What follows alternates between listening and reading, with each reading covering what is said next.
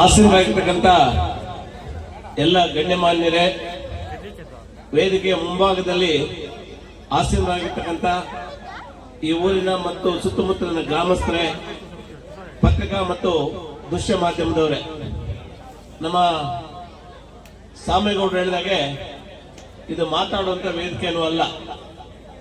ಆದ್ರೆ ಎರಡು ಮಾತು ಮಾತಾಡಿ ನನ್ನ ಮಾತನ್ನು ಮುಗಿಸ್ತಾನೆ. ಹಿಂದಿನ ವರ್ಷವೂ ಕೂಡ ಇದೇ ರೀತಿ ಒಂದು ಆರ್ಕೆಸ್ಟ್ರಾವನ್ನ ಏರ್ಪಡಿಸಿದ್ರು ಪ್ರಭಾಕರ್ ಅವರು. ಈ ಕಾರ್ಯಕ್ರಮಕ್ಕೆ ಬಂದಿದ್ದೀವಿ. ಒಂದನ್ನು ನಾನು ತಮ್ಮ ಮುಂದೆ ಹೇಳಲಿಕ್ಕೆ ಇಷ್ಟಪಡ್ತೇನೆ. ಯಾರು ದೇವರನ್ನು ನಂಬ್ತಾರೋ, ಯಾರು ದೇವರಲ್ಲಿ ನಂಬಿಕೆ ಇಟ್ಟು ಬದುಕ್ತಾರೋ, ಯಾವತ್ತೂ ದೇವರು ನಮ್ಮನ್ನು ಕೈ ಬಿಡೋದಿಲ್ಲ. ಮನುಷ್ಯರಾಗಿ ಹುಟ್ಟಿದ್ದೀವಿ, ಮನುಷ್ಯರಾಗಿ ಇನ್ನಲ್ಲ ನಾಳೆ ಸಾಯ್ತೀವಿ. ಆ ಹುಟ್ಟು ಸಾವಿನ ಮಧ್ಯೆ ನಾವೇನೆಲ್ಲ ಒಂದು ಒಳ್ಳೆ ಕಾರ್ಯಗಳು ಮಾಡಿ ಹೋಗುತ್ತೇವೆ, ಅದು ಯಾವತ್ತೂ ಕೂಡ ನಮ್ಮನ್ನು ಹಿಂಬಾಲಿಸ್ತದೆ. ನಾವು ಈ ಪ್ರಪಂಚವನ್ನು ಅಗಲಿ ಹೋದ ಮೇಲೆ ಕೂಡ ಜನ ನಮ್ಮನ್ನ ಮೆಲುಕಾಗ್ತಾರೆ. ಯಾಕೆ ಈ ಮಾತನ್ನು ಹೇಳ್ತಾ ಇದ್ದೀನಿ ಅಂತ ಹೇಳಿದ್ರೆ, ಆ ತಾಯಿ ಗಂಗಮ್ಮನ ಒಂದು ಕೃಪಾ ಕಟಾಕ್ಷ ಈ ಭಾಗದ ಎಲ್ಲಾ ಜನರ ಮೇಲೆ ಇರಬೇಕಾಗ್ತದೆ. ಯಾಕಂದ್ರೆ ನಮ್ಗೆ ಎಷ್ಟೇ ಹಣ ಇದ್ರು, ನಮ್ಗೆ ಎಷ್ಟೇ ಆಸ್ತಿ ಇದ್ರು ಕೂಡ ಅವು ಇನ್ನೆಲ್ಲ ನಾಳೆ ನಮ್ಮ ಜೊತೆ ಇರಬಹುದು ಅಥವಾ ನಮ್ಮನ್ನು ಬಿಟ್ಟು ಹೋಗಬಹುದು. ಆದ್ರೆ ನಾವು ಕೊನೆಯದಾಗಿ ನಮ್ಗೆ ನೆಮ್ಮದಿ ಕೊಡ್ತಕ್ಕಂಥದ್ದು ಏನು, ಒಂದು ದೇವಸ್ಥಾನದಲ್ಲಿ ಹೋಗಿ ರಾಮ ಗೋವಿಂದ ಅಂತ ನಾವು ದೇವ್ರ ಮುಂದೆ ಕೈ ಕಟ್ಟಿ ಒಂದು 5 ನಿಮಿಷ ಆತನ ಒಂದು ಧ್ಯಾನ ಮಾಡಿದಾಗ ನಮ್ಗೆ ಒಂದು ಅಗೋಚರವಾದಂತ ಒಂದು ಇದು ನಮ್ಗೆ ಮಂದಟ್ಟಾಗ್ತದೆ. ಅಂದ್ರೆ ದೈವಾನುಗ್ರಹ ನಮ್ಗೆ ಯಾವತ್ತೂ ಕೂಡ ಇರ್ತದೆ.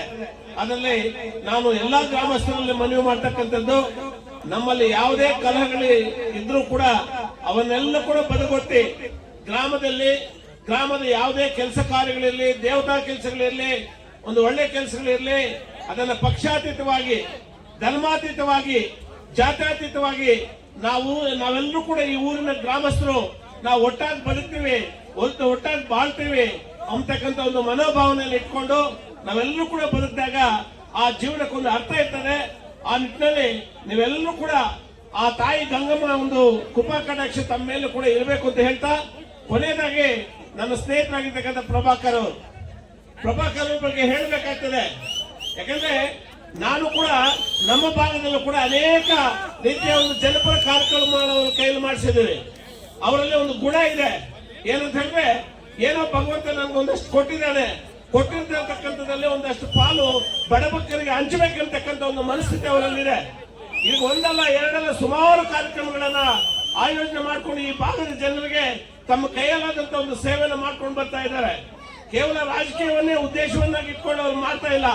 ನಾನು ಆಗ್ಲೇ ಇದ್ದಾಗ ಏನು ದೇವರು ಒಂದಷ್ಟು ಕೊಟ್ಟಿದ್ದಾನೆ, ನನಗೂ ಇಲ್ಲಿ ಒಂದಷ್ಟು ಬೇರೆಯವ್ರು ಇಲ್ಲ ಅಂತಕ್ಕಂಥ ಒಂದು ಭಾವನೆಯನ್ನು ಇಟ್ಕೊಂಡು ಇವತ್ತು ಒಳ್ಳೆ ಜನಪರ ಕಾರ್ಯಕ್ರಮಗಳನ್ನು ಮಾಡ್ತಾ ಇದ್ದಾರೆ. ಮುಂದೆ ರೋಟರಿ ಸೆಂಟ್ರಲ್ ಅಧ್ಯಕ್ಷರು ಕೂಡ ಆಗಲಿದ್ದಾರೆ. ಅವರ ಕೆಲಸದಲ್ಲಿ ಅವರ ಮುಂದಿನ ದಿನಗಳಲ್ಲಿ ನನಗೆ ಸಂಪೂರ್ಣವಾದಂತಹ ಒಂದು ಭರವಸೆ ಇದೆ. ಅವರ ಅಧ್ಯಕ್ಷತೆಯಲ್ಲಿ ಅಭೂತಪೂರ್ವವಾದಂತಹ ಒಂದು ಜನಪರ ಕಾರ್ಯಕ್ರಮಗಳನ್ನ ಮತ್ತಷ್ಟು ಮಾಡ್ತಾರೆ ಅಂತಕ್ಕಂಥ ಒಂದು ಆಶಾಭಾವನೆ ಇದೆ ಅಂತ ಹೇಳ್ತಾ, ಏನೋ ಒಂದು ಈ ವೇದಿಕೆಗೆ ಕರೆಸಿ ಒಂದು ಕೆಲವಾರು ಮಾತುಗಳನ್ನು ಆಡುವಂತ ಒಂದು ಅವಕಾಶವನ್ನು ಕೊಟ್ಟಂತ ತಮ್ಮೆಲ್ಲರಿಗೂ ನನ್ನ ನಮನಗಳನ್ನು ಸಲ್ಲಿಸಿ ನನ್ನ ಮಾತನ್ನು ಮುಗಿಸ್ತಾ ಇದ್ದೀನಿ.